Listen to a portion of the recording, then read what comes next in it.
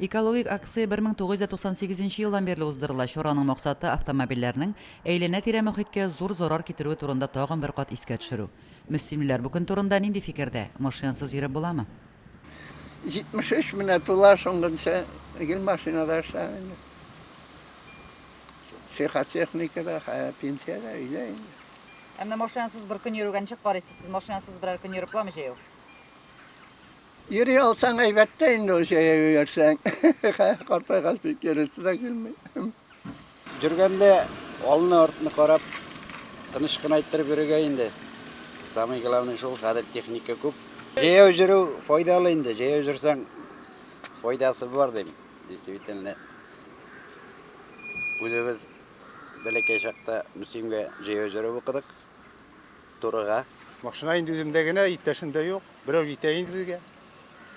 Ашыкканда машина кирәк, ашыкмаганда җәяү йөрибез. Җәяү йөрү файдалы диләр. Бензин дә кирәк түгел. Эш вакытында мин машина белән йөрим. Эш булмаган, чыкмаганда мин көне буе бакчада җәяү йөрим. Менә шул миңа җитә, сәламәтлек өчен. Мин шуны гына әйтәс килә, что җәяү йөрү файдалырак, чем машинада йөргәнчә. Җәяү йөрү яклы түгел. Машина хәзерге заманда, мне кажется, кирәк. Только осторожно надо быть.